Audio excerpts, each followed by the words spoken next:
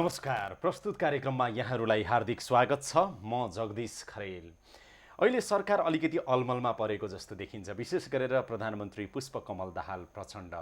अब स्थानीय निकाय पुनर्संरचना आयोगले स्थानीय तह पुनर्संरचना आयोगले प्रतिवेदन आफ्नो बुझाउने भनेर चाहिँ समय मागिरहेको भन्ने समाचार बाहिर आइरहेको छ। प्रधानमन्त्रीले त्यो समय नदिइरहेको अथवा प्रतिवेदन बुझ्न नखोजेको जस्तो समाचारहरू पनि बाहिर आइरहेका छन्। कङ्ग्रेसले स्थानीय तह वा निकाय जेको होस् निर्णयसहित एमालेलाई पनि दबाब दिने र सरकारलाई पनि प्रस्ताव राख्ने कुरा कङ्ग्रेसले गरिरहेको छ।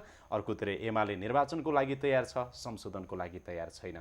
मधेसवादी दलहरू संशोधनको लागि तयार छन्, निर्वाचन संशोधन नभइकन हुँदैन भन्ने अवस्थामा छन्। यो सबै हिसाबले कतै पुष्पकमल दाहाल प्रचण्ड नेपाल सरकारका प्रधानमन्त्री फेरि अर्को दलदलमा फसिराख्नु त भएको छैन भन्ने जस्तो पनि देखिन्छ। आखिर आज हामी कुराकानी गर्नेछौँ, स्थानीय तह पुनर्संरचना आयोगले प्रतिवेदन प्रधानमन्त्रीलाई कहिले बुझाउँदैछ, के अवस्था छ, त्यो प्रतिवेदनभित्र के कुराहरू छन् र स्थानीय तह कस्तो बन्दैछ र निर्वाचनको लागि यसले कतै असर पुर्याउँछ कि पुर्याउँदैन, अप्ठ्याराहरू तत्काल निर्वाचन गर्नको लागि सृजना गर्छ या गर्दैन, यो विषयमा कुराकानी गर्नेछु। मेरो साथमा यतिखेर स्थानीय तह पुनर्संरचना आयोगका अध्यक्ष बालानन्द पौडेल हुनुहुन्छ। स्वागत छ सर यहाँलाई कार्यक्रममा। सन्चै हुनुहुन्छ? ठिक छ। प्रधानमन्त्रीसँग भेट भइरहेको छैन रे नि तपाईँहरूको? होइन, अघिल्लो हप्ता मात्रै प्रधानमन्त्रीज्यूलाई भेटेर मैले आयोगले गरेको कामहरूको बारेमा विस्तृत रूपमा उहाँलाई बताएको थिएँ। त्यस्तो होइन। अहिले प्रतिवेदन यहाँहरूले तयार गरिसक्नु भएको छ, विशेष गरेर स्थानीय तहको सङ्ख्या र सिमानाको सन्दर्भमा? हजुर, हो। हामीले आयोगलाई दिएको म्यान्डेट अनुसार संविधानले दिएको चाहिँ क्षेत्रभित्र बसेर हामीले गाउँपालिका नगरपालिकाको सङ्ख्या र सिमाना निर्धारण गर्ने, त्यसको केन्द्र तोक्ने, वडा विभाजन गर्ने र त्यसको नामाकरण गर्ने, यति काम चाहिँ सम्पन्न गरेका छौँ। र हामीलाई नेपाल सरकारको तर्फबाट सामान्य प्रधानमन्त्रीज्यूले जतिखेर मापदण्डमा परिवर्तन भयो त्यतिखेर मङ्सिर 15 गतेसम्म यो काम सम्पन्न गर्नको लागि भन्नुभएको थियो र हामीले त्यो कामलाई समयमै सम्पन्न गर्नुपर्छ भनेर हामीले रात दिन काम गऱ्यौँ, बिदाका दिनमा पनि काम गऱ्यौँ। तर हामीले मङ्सिर 15 भित्रै यसलाई बुझाउन चाहिँ सकेनौँ। वास्तवमा हामीले भनौँ न त्यो कामको भोल्युमलाई हेर्दाखेरि ज्यादै नै बढी काम थियो र यो मङ्सिरको अन्त्यसम्ममा हामी प्रतिवेदन तयार गरेको अवस्था थियो र त्यो सबै विवरण चाहिँ मैले गएको शनिबार, यो शनिबारभन्दा अघिल्लो शनिबार सामान्य प्रधानमन्त्रीज्यूलाई भेटेर त्यसको चाहिँ निवेदन गरेको थिएँ। हामीले यति काम सम्पन्न गऱ्यौँ, अब हामी प्रतिवेदन बुझाउन सक्ने अवस्थामा छौँ भनेर। र त्यो सबै कुरा भइसके पछाडि हामीले अब भनौँ न नेपाल सरकारलाई हामीले काम सम्पन्न गऱ्यौँ भन्ने हिसाबले जानकारी दिने दृष्टिकोणबाट हामीले हिजो मात्र आयोगले आफ्नो काम यो काम चाहिँ सम्पन्न गरेको छ र अब हामी प्रतिवेदन बुझाउनलाई हामी तयार छौँ। हामी तयारी अवस्थामा छौँ।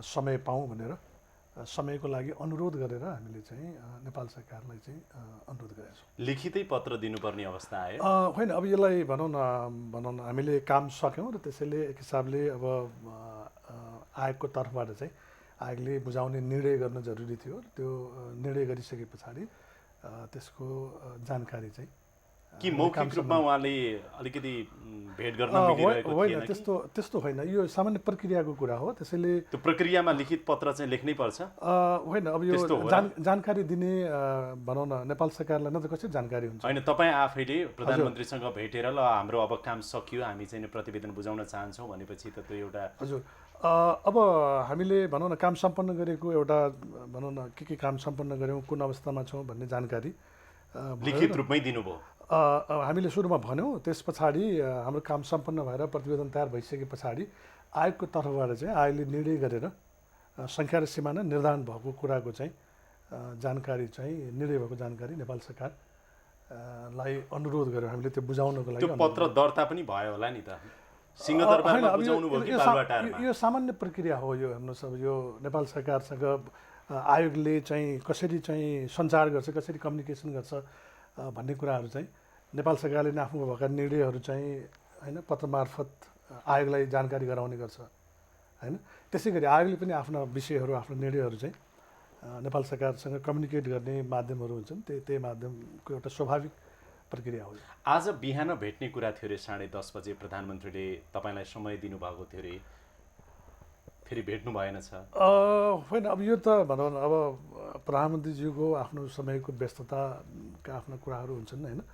त्यसैले अब भेट कहिले 1 घन्टा ढिलो भयो अथवा चाहिँ आज भयो आज भएन भन्ने कुरा चाहिँ त्यति महत्त्वको कुरा हो जस्तो लाग्दैन मलाई।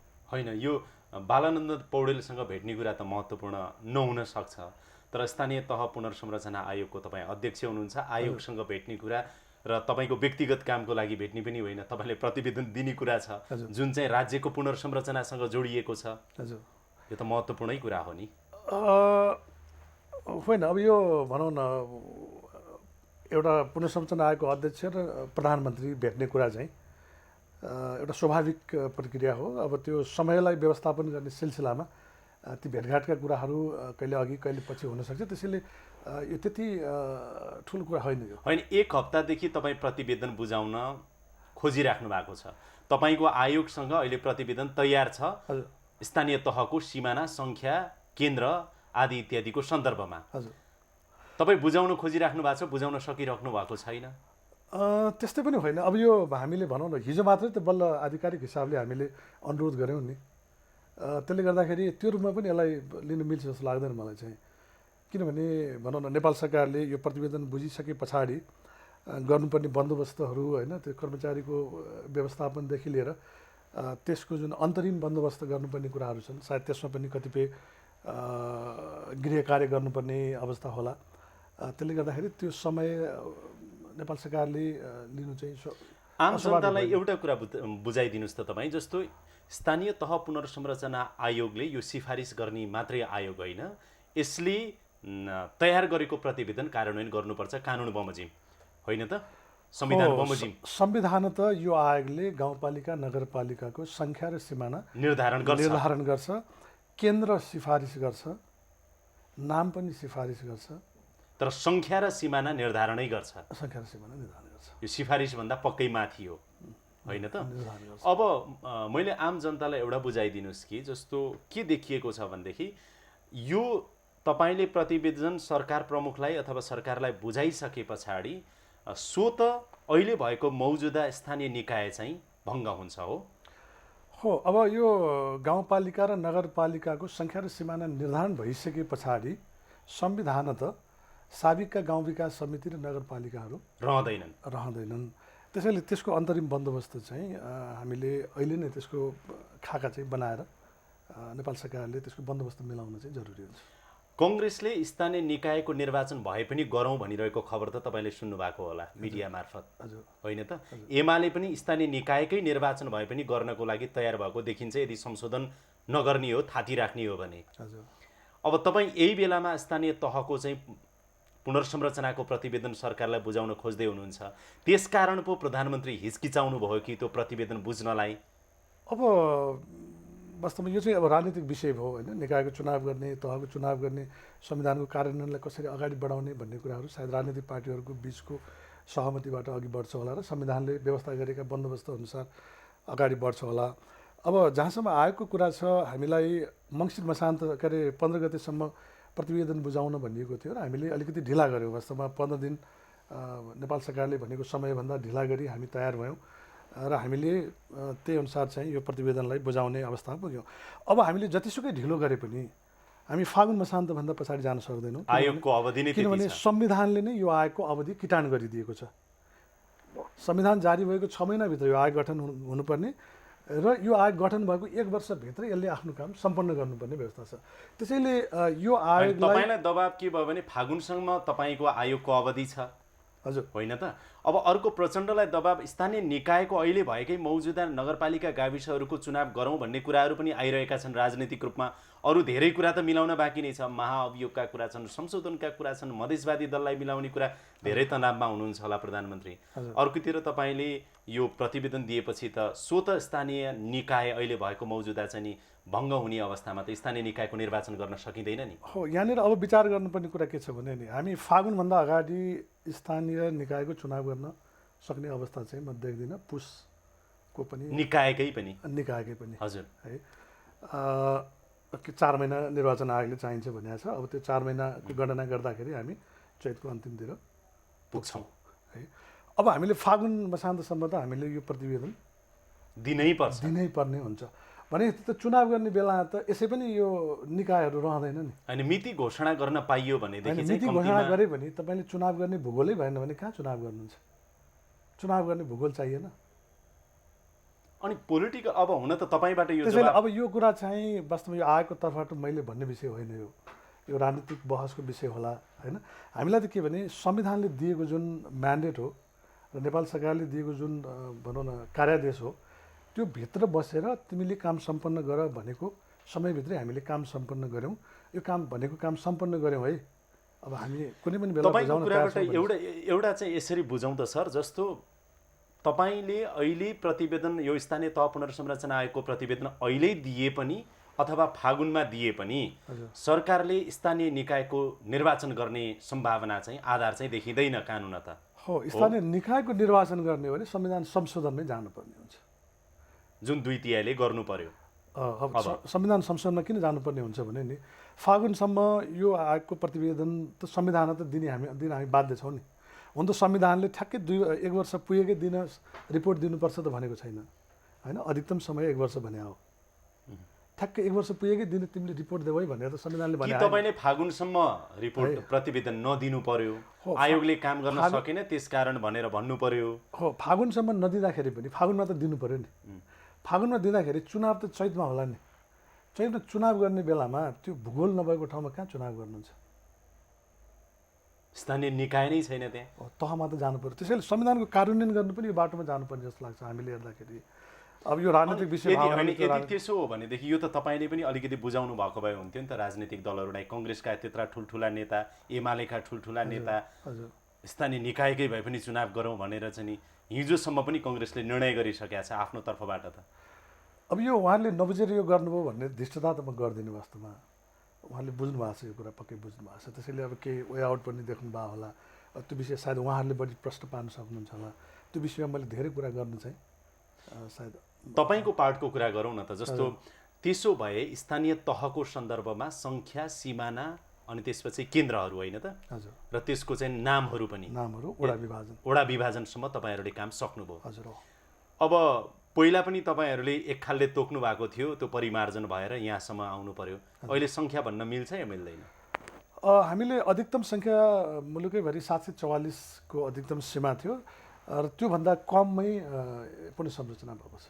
744 भन्दा कम र यतिभन्दा माथि भन्न केही सकिन्छ? हामीले न्यूनतम 507 भनेका थियौँ, त्योभन्दा माथि छ। 507 देखि 744 को बिचमा स्थानीय तहहरू बनेका छन्। गाउँपालिका, नगरपालिका र नगरपालिका हो। नगरपालिका भन्नाले उपमहानगरपालिका र महानगरपालिका पनि पर्छ। महानगरपालिका दुईटा भन्ने कुरा आयो। काठमाडौँ र पोखरालाई महानगरपालिकाको रूपमा राख्ने भने त्यो केही स्पष्ट पार्न सक्नुहुन्छ अहिले? जुन महानगरपालिका नै थियो त्यो महानगरपालिका कायम नै छ। सायद अरू पनि नयाँ महानगरपालिका हुनसक्छ। सिमाना छुट्याउँदाखेरि आधार के बनाउनु भएको छ? पछिल्लो अपडेट गराइदिनुहोस् न। हो, अब हामीले वास्तवमा यो पुनर्संरचना गर्दाखेरि यो किन यो युनिटहरू किन बन्न गइरहेछन् भन्ने नै हो यसको मेन आधार चाहिँ। र त्यसको पछाडि संविधानले जुन यसलाई दिएको भूमिका छ त्यो भूमिकालाई आधार मानेर हामीले त्यसको साइजको बारेमा हामीले आकलन गऱ्यौँ। र त्यो आकलन गर्दाखेरि नेपाल सरकारले इलाकालाई पनि आधार मान भनेको हुनाले जुन पहिला हामीले जे जति आधारहरू राखेर 565 वटा खाका बनाएर करिब 54 जिल्लाको काम कम्प्लिट गरेका थियौँ, त्यहाँ टेक्दै त्यसमा इलाकालाई पनि आधार मानेर हामी 744 सम्मको अधिकतम उसमा गयौँ। र 744 मा जाँदाखेरि हामीले मुलुकैभरि 927 वटा इलाकाहरू छन् र त्यसको पनि रिस्ट्रक्चरिङ भइसकेको छ। र त्यो कन्टेक्स्टलाई समेत हेरेर हामीले त्यो उसमा गयौँ, सङ्ख्यामा गयौँ। र यसको सीमाङ्कन गर्दाखेरि त्यहाँको जनसङ्ख्या, त्यहाँको भूगोल, त्यहाँको यातायात, त्यहाँको प्राकृतिक स्रोतहरू, त्यहाँको सामाजिक बनोट, त्यहाँको आर्थिक सम्भावनाहरू, यो सबै कुरालाई हेरेर र जिल्लागत हिसाबले त्यो सङ्ख्या र सिमाना कोर्ने गरी त्यहाँको प्राविधिक समितिलाई हामीले यो जस्तो आम जनताको प्रश्न ओडाहरू टुक्रिनु परेको छ कि छैन? हो, अब यहाँनिर महत्त्वपूर्ण कुरा के छ भने हामीले चुनावको कुरालाई पनि दृष्टिगत गरेर यदि हामीले ओडा विभाजन गऱ्यौँ भने निर्वाचन प्रयोजनको लागि त्यो अत्यन्त जटिल हुँदो रहेछ। त्यसले बढी समय लिन्थ्यो। फेरि सुरुदेखि मतदाता नामावली सङ्कलन गर्न निर्वाचन आयोग जानुपर्ने, त्यो बाध्यताले गर्दाखेरि पुनर्संरचनाको स्पिडलाई केही हदसम्म कम्प्रोमाइज गरेर भए पनि हामीले वडा विभाजन नगरिकन यो पुनर्संरचनाको काम चाहिँ गाविस विभाजन भएको छ अहिलेको मौजुदा, तर वडा विभाजन वडा भएको छैन। विभाजन एउटा वडा यसरी बुझ्नु दुईटा युनिटमा परेको छैन। अर्को कुरा चाहिँ जस्तो केन्द्रहरूको कुरा छ नि, जस्तो केन्द्रहरूको निर्धारण कसरी गर्नु भएको छ? हो, अब यो केन्द्र निर्धारण गर्ने वास्तवमा भोलि निर्वाचित गाउँसभा र नगरसभाले आफूलाई कहाँ पाएको पर्छ, केन्द्र कहाँ पर्छ, ऊ आफैले तय गर्न सक्छ। र अहिले काम चलाउनको लागि तलबाट सहमति भएर आएको छ भने हामी त्यसैलाई नै भन्दा त हामीले सबैलाई पाएको पर्ने सेन्टरमा केन्द्र तोक्नु होला भनेर हामीले मापदण्डहरू आधारहरू दियौँ र त्यही आधारमा तलबाट सहमति भएर आएको छ भने हामी त्यसैलाई नै मतलब अहिले जस्तो जति सङ्ख्यामा तपाईँहरूले गाउँपालिका नगरपालिका निर्धारण गर्नुभएको छ नि, सङ्ख्या र सिमाना त्यो गर्नै पर्यो, निर्धारण भयो त्यो अनि कानुनी उसमै भयो, तर तपाईँको केन्द्र चाहिँ तपाईँको हो सिफारिस। नेपाल अर्को नामाङ्करण पनि यो चाहिँ सिफारिस हो। नामाङ्करण जस्तो समग्र हेर्दाखेरि जस्तो मान्नुहोस् न 505 देखि 744 भित्रको गाउँपालिका नगरपालिकाको नामाङ्करण गर्दा कसरी गर्नुभएको छ तपाईँहरूले? अब नामाकरण गर्दा पनि हामीले आधारहरू दिएका छौँ, कमा नराख्नु होला, लामो नाम नराख्नु होला, होइन, ड्यास नराख्नु होला, भोलि पासपोर्टमा हाम्रो नेसनल आइडी कार्डमा होला, नागरिकतामा होला, त्यसलाई चाहिँ त्यो डिजिटल फर्ममा राख्दाखेरिका कम्प्लिकेसनहरूलाई हेरेर हामीले सर्टेन आधार मापदण्डहरू दिएका छौँ र त्यसलाई सहमतिबाट पठाउनु होला भनेर भनेका छौँ। र सबैजसो ठाउँमा नामको बारेमा चाहिँ सहमति भएर आएको छ। त्यसैले तलबाट जे सहमति भएर आएको छ, जस्तो केन्द्र पनि तलबाटै सहमति भएर आएको छ, हो, त्यसैलाई तपाईँहरूले अनुमोदन गरेर सिफारिस गर्नु हो। र कतिपय ठाउँमा चाहिँ विकल्प आएको छ, दुईवटा विकल्प आएको छ, यो वा यो भनेर विकल्प आएको छ। त्यो विकल्प आएको ठाउँमा हामीले के गर्यौँ भन्दाखेरि त्यो जुन युनिट बन्न गइरहेको छ त्यो पोलिगनलाई चाहिँ हाम्रो जिआइएसमा राखेर त्यसको चाहिँ सेन्ट्रोइड भन्छ कि त्यो भूगोलको सेन्टर पोइन्ट, त्यो भूगोलको सेन्टर पोइन्टबाट जुन विकल्प सबभन्दा नियरेस्ट छ त्यो विकल्पलाई हामीले पिकअप गरेका छौँ। र हामीले के भनेका छौँ भने त्यो विकल्प परेको ठाउँ जुन साबिकको गाविस जहाँ पर्छ त्यो गाविस कार्यालय छ नि, तुरन्त सेवा दिन सुरु गर्नलाई चाहिँ त्यो गाविस कार्यालयमा जानु पऱ्यो। अहिले त त्यो त खाली ठाउँ होला, होइन, त्यसैले अहिले चाहिँ गाविस कार्यालयबाटै सुरु गरेर तिम्रो अहिले केन्द्र चाहिँ गाविस कार्यालय हो। भोलि इन्फ्रास्ट्रक्चर बनाएर अनुकूल ठाउँमा गाउँसभाले आफैले बन्दोबस्त। जस्तो योभन्दा अघिल्लो तपाईँसँगको कुराकानीमा हामी के स्पष्ट भएका छौँ भनेदेखि गाउँपालिका अब शक्तिशाली हुँदैछ, स्वायत्त हुँदैछ, स्रोत साधन शक्ति अधिकार जिम्मेवारी सबै हिसाबले चाहिँ नि एउटा प्यारलल सरकार बराबर हुँदैछ भनेर जुन त्यसको तपाईँले महिमा भन्नुभएको छ, त्यतातिर आज जान चाहन्न म। अब अर्को महत्त्वपूर्ण प्रश्न के भने तपाईँले जस्तो स्थानीय निकायको निर्वाचन तपाईँले अहिले मिति घोषणा गर्नुभयो भने पनि, सरकारले घोषणा गर्यो भने पनि त्यो निर्वाचन हुन सक्ने अवस्था छैन, हामीले प्रतिवेदन अहिले बुझाए पनि अथवा फागुनमा बुझाए पनि भनेर इङ्गित गरिसक्नुभयो भने स्थानीय तहको सन्दर्भमा तपाईँहरूले बुझाएको प्रतिवेदन अनुसार चाहिँ चुनावको घोषणा गर्नु पर्यो भने सरसर्ती हेर्दाखेरि कति समयभित्र चुनाव गर्न सकिन्छ होला? अब निर्वाचन आयोगसँग पनि हामी वास्तवमा सम्पर्कमा छौँ र वास्तवमा क्लोजली हामी काम गरिरहेछौँ। अब निर्वाचन आयोगको सबभन्दा ठुलो लिमिटेसन के थियो भने हामीले वडा विभाजन गर्ने बित्तिकै निर्वाचन आयोग चाहिँ समस्यामा पर्ने अवस्था हुन्थ्यो। वडा विभाजन गर्नु भएन, त्यसैले हामीले वडा विभाजन गरेनौँ। अब उहाँहरूले जुन युनिटहरू बनेको छ त्यो वार्ड लेभलको डेटाहरू छ उहाँहरूसँग, होइन, र हामीले त्यो वार्ड भनौँ न मर्ज गरेका छौँ नि, भनेपछि त्यो सबै डेटा बेस चाहिँ हामीले निर्वाचन आयोगलाई उपलब्ध गराउँछौँ। सबै हाम्रो जिआइएसमा कम्प्युटराइज छ, होइन, डिजिटाइज फर्ममा चाहिँ त्यो डेटाहरू छ भने पछाडि त्यो हामीसँग टिम पनि छ, करिब 17-18 जना, होइन, जिआइएस एक्सपर्टहरूको टिम छ। त्यसैले निर्वाचन आयोगले के पनि सघाउन सक्छ भने उहाँहरूको सजिलोको लागि यो डेटाहरू सबै हामी उहाँहरूलाई उपलब्ध गराउँछौँ र त्यो बेसमा उहाँहरूले काम गर्न सक्नुहुन्छ।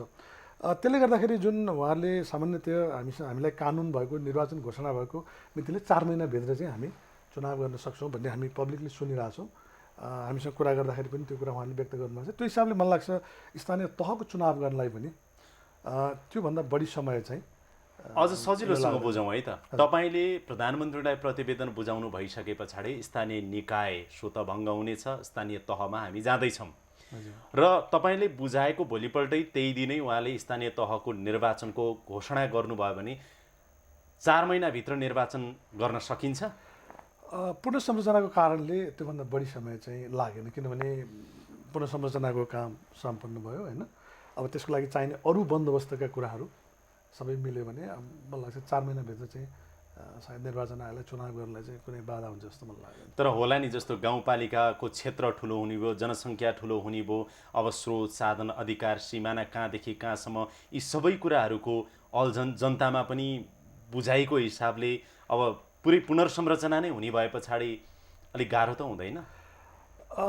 अब भनौँ न क्षेत्र ठुलो हुँदाखेरि पनि अब उसले चाहिँ मतदान केन्द्रहरू त्यही अनुसार बन्दोबस्त गर्नुपर्ने होला होइन, त्यति ठुलो काम त्यो हुन्छ जस्तो लाग्दैन। र साबिकको गाउँ विकास समितिमा त उहाँहरू बसिरहनु भएको छ होइन, त्यसैले त्यही गाउँ विकास समितिका वार्डहरू यताउता गएको अवस्था हो। निर्वाचन शिक्षालाई अझै प्रभावकारी बनायो निर्वाचन शिक्षालाई चाहिँ होइन अगाडि लानुपर्ने हुन्छ।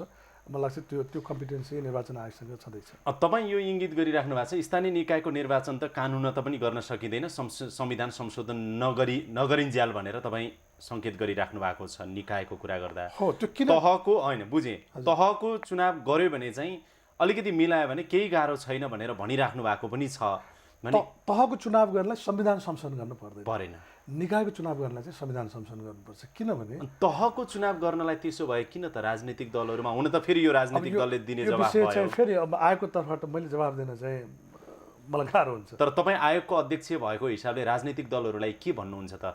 स्थानीय तह पुनर्संरचना आयोगले दिएको प्रतिवेदनको आधारमा चुनाव गर्दाखेरि तीनवटै निकायको चुनाव भनौँ न, तीनवटै तहको भनौँ न, 2074 माघ 7 भित्र चुनाव सम्भव हुन सक्छ भन्ने सुझाउन सक्नुहुन्छ? त्यो चाहिँ हो, तपाईँले यदि निकायको चुनाव गर्नुभयो भने एउटा त यही साबिकको गाविसलाई कायम गर्ने हिसाबले चाहिँ एउटा संशोधन गर्नु पर्यो।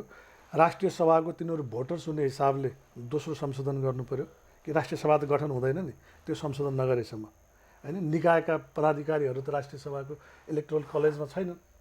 र अर्को चाहिँ यो संविधानले दिएको अधिकारहरू तिनले प्रयोग गर्ने हैसियत पनि दिने हो भने त्यो पनि संशोधन गर्नुपर्ने हुन्छ। त्यसैले संविधानको धेरै भागमा संशोधन गरेर यो बन्दोबस्त मिलाउनु पर्ने हुन्छ।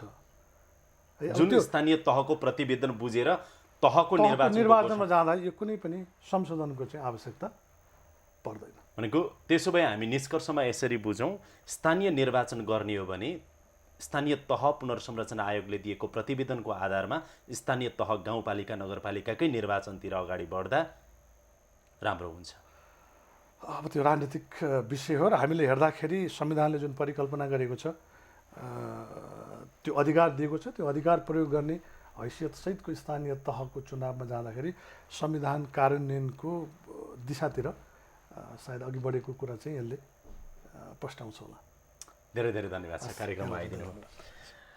हवस् त, यसका साथै अहिलेको लागि यो कार्यक्रम यहीँ भिट मार्ने अनुमति चाहन्छु। कार्यक्रम युनिटका सम्पूर्ण सहकर्मीहरूको साथमा मलाई पनि बिदा दिनुहोस्। नमस्कार।